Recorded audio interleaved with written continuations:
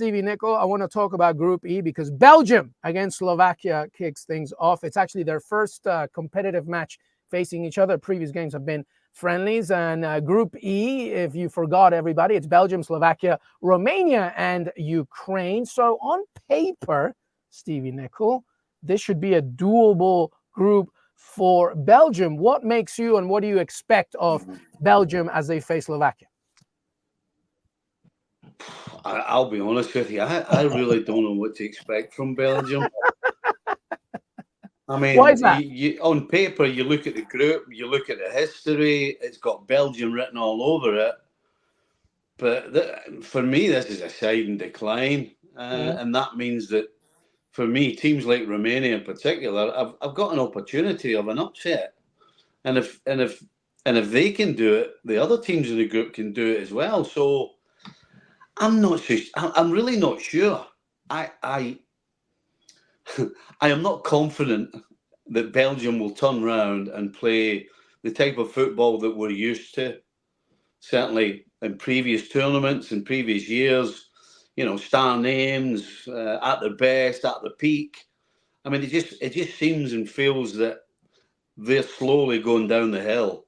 And so for me, that's great news for this group because I think this group's wide open.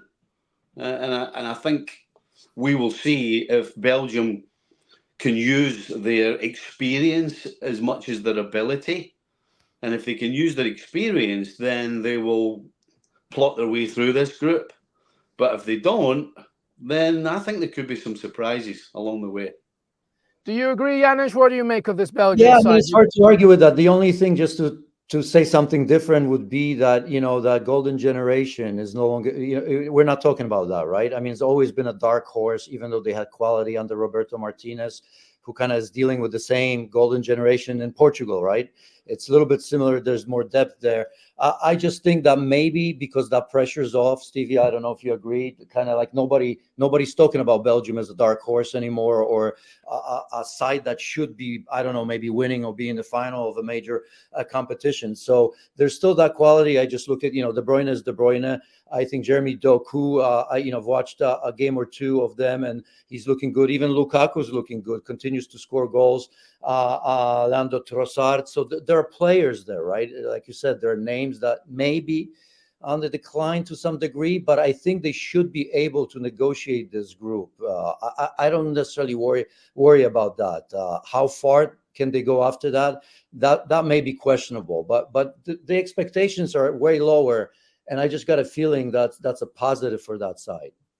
Yeah, and their last two friendlies were against Montenegro and Luxembourg, so you really can't take too much out of what happens there. But Stevie, I mean, Kevin De Bruyne is there, Lukaku's there, as Janusz was saying, others as well, Trossard, Yuri Tillemans, but there is other talent, young talent, right? Doku, of course, Bakayoko, I think, is somebody that's worth looking at. Do you not think that maybe, even though this golden generation that we keep talking about, they haven't produced, but is this maybe...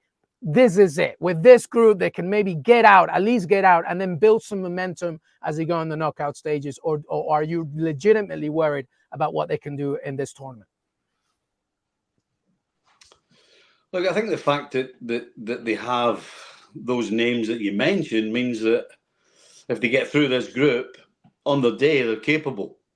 I think that's probably the best way I would look at it. On the day, if they're all at their best, they're all firing all cylinders, then they can give anybody a game. I don't think any of us would argue that.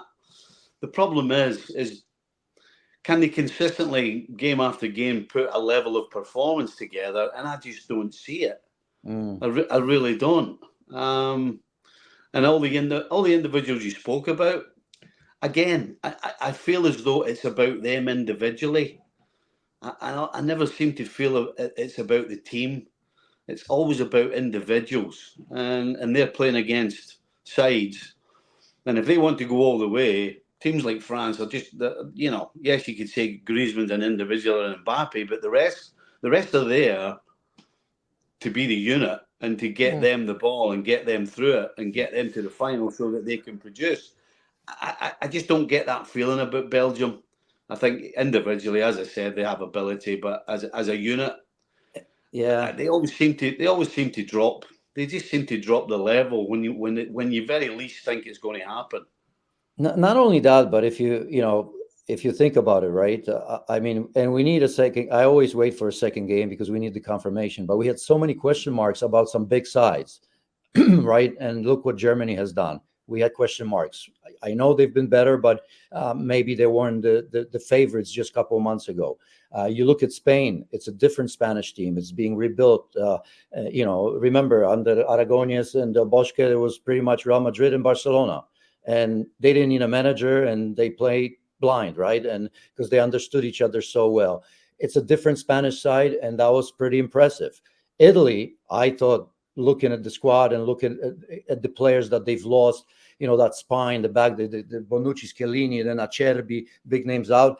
And okay, you can say it was just Albania, but I thought they were super impressive. And I didn't think they were going to be the one that we're going to talk about. And we haven't seen France and England just yet. So for a team like Belgium, I think, again, I'm going to side with Stevie here. It's hard to see a deep run from them.